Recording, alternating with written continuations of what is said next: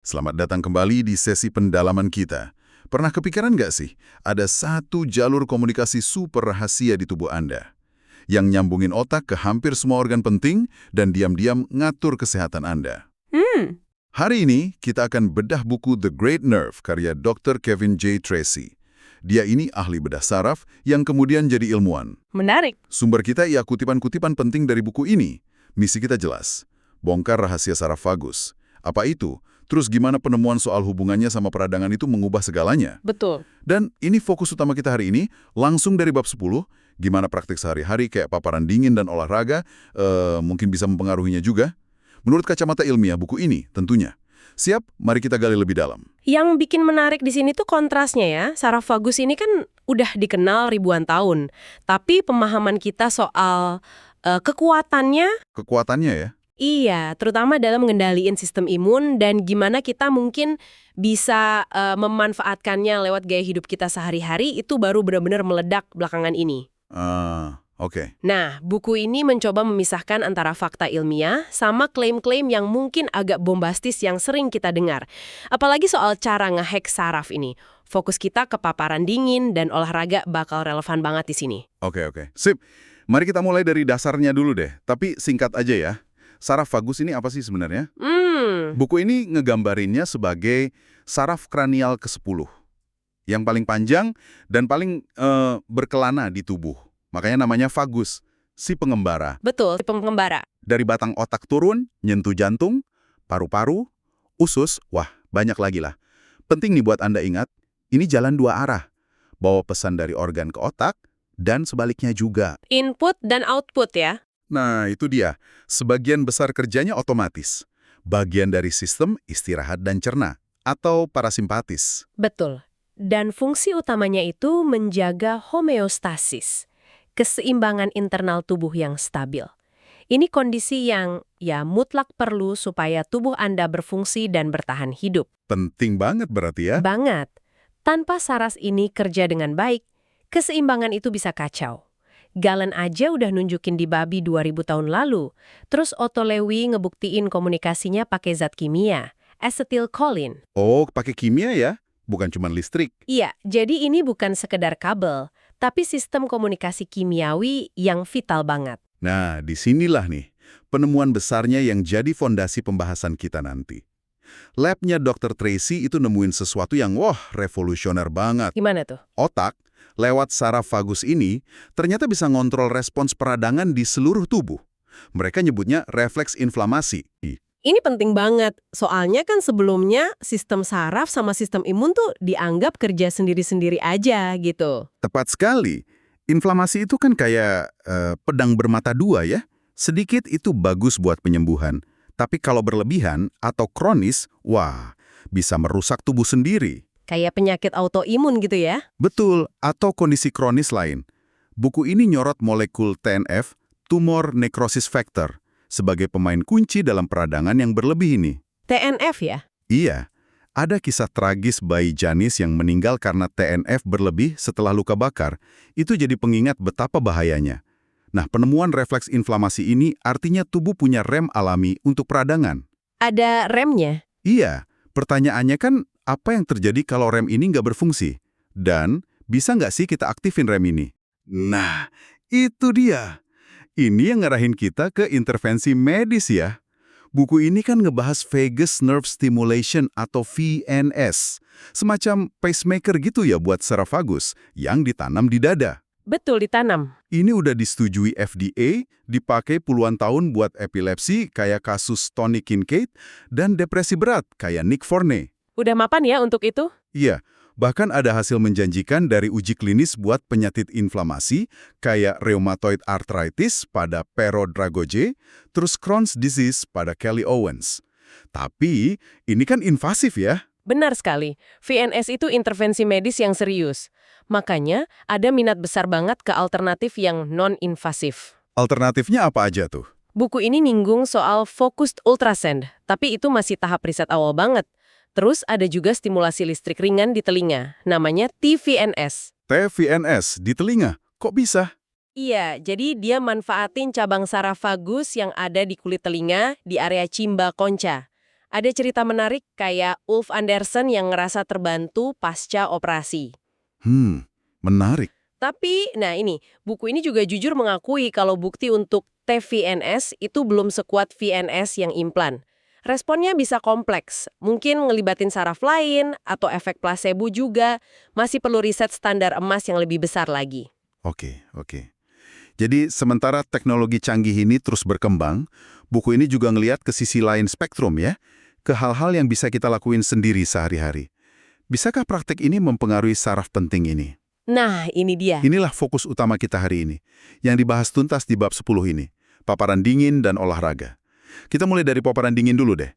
Klaimnya kan banyak banget nih di luar sana. Iya, banyak banget. Klaim soal cold plunge atau terapi dingin ini memang sering bombastis ya. Katanya bisa ngurangin inflamasi, nyeri otot, ningkatin metabolisme, mood, wah macam-macam. Tapi seperti yang ditekankan Dr. Tracy di bab 10, klaim-klaim ini seringkali jauh melampaui bukti ilmiah yang solid. Dari studi terkontrol acak RCT yang berkualitas tinggi maksudnya. Jadi banyak yang dilebih-lebihkan gitu ya? Bisa dibilang gitu. Dia sendiri punya pengalaman agak traumatis tapi lucu sih. Pas remaja diceburin ke RS sama saudaranya. Jadi dia tahu banget sensasi awalnya gimana. Kebayang dinginnya. Jadi apa sih yang sebenarnya terjadi menurut sains di buku ini pas kita kena dingin? Beneran nggak aktifin saraf vagus gitu aja? Nah, buku ini ngejelasin kalau respons awalnya itu justru fight or flight dari sistem simpatis. Oh, malah stres dulu ya? Iya, menggigil, pembuluh darah nyempit, detak jantung naik, hormon stres keluar. Itu kan upaya tubuh buat jaga panas. Tapi yang menarik, kalau paparannya dilanjutin beberapa menit, sistem parasimpatis termasuk saraf vagus itu juga ikut aktif. Oh, jadi nggak cuma satu sistem aja? Enggak. Ini kelihatan dari studi yang dikutip di buku ini, di mana detak jantung justru melambat dan variabilitas detak jantung AHRV, nah ini indikator aktivitas vagus, malah meningkat setelah beberapa saat kedinginan. Jadi kedua sistem ini bisa aktif barengan, bukan cuma salah satu gantiin yang lain. Wah, jadi ada semacam paradoks ya? Antara respon stres awal sama respon relaksasi yang muncul belakangan. Ini nggak sesimpel aktifin vagus aja dong? Tepat sekali, responsnya itu kompleks dan bifasik. Ada 2 fase. Tubuh itu beradaptasi. Seiring waktu atau kalau udah terbiasa namanya habituasi, respons simpatisnya cenderung berkurang sementara aktivitas vagus atau parasimpatis malah ningkat. Ah, oke. Nah, inilah mungkin yang dasari beberapa sensasi menenangkan yang dilaporin sebagian orang setelah terbiasa. Buku ini juga nyebutin gimana pernapasan terkontrol, kayak pernapasan diafragma, itu bisa bantu ngatur respons awal yang bikin panik tadi dan mungkin ningkatin pengaruh si vagus. Oke. Itu kan respons fisiologisnya ya. Ya, Tapi gimana dengan klaim utamanya? Paparan dingin ini beneran nggak sih ngurangin inflamasi secara sistemik? ya. Di seluruh tubuh gitu, ini kan yang paling sering digembur-gemburkan. Nah, disinilah bab 10 buku ini ngasih pandangan yang kritis. Ngukur efek antiinflamasi sistemik itu susah loh. Susah ya? Kenapa? Banyak studi itu cuma ngukur kadar sitokin latar belakang aja di darah. Hasilnya bisa variatif banget dan nggak terlalu informatif sebenarnya. Buku ini nyorotin kalau stres akut yang intens kayak paparan dingin ekstrim atau latihan Wim Hof yang juga dibahas di bab 9, itu memang bisa memicu pelepasan hormon stres kayak norepinefrin dan kortisol dalam dosis tinggi. Hormon stres lagi. Iya, tapi gini, hormon-hormon ini dalam ledakan singkat dan kuat bisa neken produksi sitokin inflamasi kayak si TNF tadi. Tunggu. Ini agak bingung nih. Bukannya stres kronis itu justru ningkatin inflamasi ya? Nah, Anda nangkep poin pentingnya. Kuncinya menurut buku ini ada di intensitas dan durasinya. Oh, beda ya stres akut sama kronis efeknya? Beda. Stres kronis yang kadar hormon stresnya relatif rendah tapi terus-terusan itu memang proinflamasi. Tapi respon stres akut yang sangat intens tampaknya punya efek sebaliknya, yaitu ngenekan inflamasi sesaat. Sesaat aja tapi ya? Nah, itu dia. Pertanyaannya, apakah paparan dingin rutin itu ngasih efek penekanan inflamasi yang bermakna secara klinis dan berkelanjutan? Bukti dari studi pada manusia masih beragam, dan seringkali perubahannya kecil aja. Studi yang pakai metode lebih canggih, misalnya ngelihat kemampuan sel darah putih memproduksi sitokin setelah distimulasi, bukan cuma kadar di darah, itu masih sedikit dan hasilnya belum konklusif. Jadi, kesimpulan dari bab 10 soal paparan dingin ini gimana dong? Perlu nggak sih kita ikut-ikutan cold plunge segala macam? Kesimpulan buku ini cukup hati-hati sih. Paparan dingin itu stresor fisiologis yang kuat. Bisa berbahaya buat sebagian orang. Jadi konsultasi dokter itu penting banget. Wajib ya kalau mau coba. Iya. Secara fisiologis, dia micu respons kompleks ngelibatin simpatis dan parasimpatis, vagus. Ada potensi efek antiinflamasi mungkin lewat aktivasi vagus atau respons stres akut tadi, tapi bukti ilmiah yang kuat buat klaim besar-besaran itu masih kurang. Jadi belum pasti ya. Belum. Dr. Tracy sendiri ngaku dia rutin mandi air dingin, tapi lebih kayak taruhan Pascal gitu katanya. Mungkin ada manfaatnya, dan dia ngerasa lebih tahan dingin, terus ada efek psikologis positif juga buat dia, jadi pendekatannya pragmatis aja, dan jujur soal keterbatasan bukti saat ini. Intinya jangan kemakan hype berlebihan. Oke, jelas banget. Sekarang kita pindah ke pilar kedua dari bab 10, olahraga. Nah kalau ini kayaknya lebih jelas ya manfaatnya. Oh, jauh lebih jelas. Buku ini ngutip Robert Butler. Kalau olahraga bisa dikemas dalam pil, itu bakal jadi obat yang paling banyak diresepin dan bermanfaat. Manfaatnya buat jantung, otak, mood, umur panjang, wah itu udah mapan banget lah. Gak diragukan lagi ya kalau olahraga? Iya, pertanyaannya sekarang, gimana hubungannya sama saraf vagus dan inflamasi menurut buku ini? Nah iya, gimana kaitannya? Apa olahraga juga ngelatih saraf vagus kita gitu? Iya, betul. Buku ini negasin kalau olahraga aerobik teratur dengan intensitas sedang, kayak jalan cepat, sepedaan gitu-gitu, secara konsisten terbukti ningkatin vagal tone. Vagal tone, oke? Itu kelihatan dari penurunan detak jantung pas istirahat dan peningkatan HRV, seperti yang ditunjukin studi yang dikutip dari University of Washington. Semakin bugar Anda secara kardiorespiratori, semakin tinggi aktivitas vagal Anda pas istirahat. Dan ini korelasinya kuat sama kesehatan dan umur panjang. Jadi olahraga jelas nguatin rem parasimpatis kita ya. Tepat. Terus gimana soal efek antiinflamasinya? Apa peningkatan vagal tone karena olahraga ini otomatis berarti penurunan inflamasi juga? Nah, disinilah mirip kayak paparan dingin tadi, hubungannya jadi lebih kompleks kalau kita nyari bukti langsung penurunan inflamasi seluler. Oh, nggak sesederhana itu lagi ya? Enggak, lagi-lagi ngukur kadar sitokin di darah aja itu nggak cukup. Buku ini nyebutin beberapa studi yang nyoba ngelihat kemampuan sel darah putih produksi sitokin setelah latihan. Hasilnya tuh nggak selalu konsisten. Jadi gimana? Ada satu studi menarik yang dikutip. Dia bandingin latihan intensitas tinggi sama intensitas sedang. Dua-duanya ningkatin kebugaran. Tapi, cuma kelompok yang intensitas tinggi yang nunjukin penurunan kemampuan sel darah putihnya buat produksi TNF. Jadi intensitas latihannya mungkin jadi kunci ya buat efek antiinflamasi spesifik ini?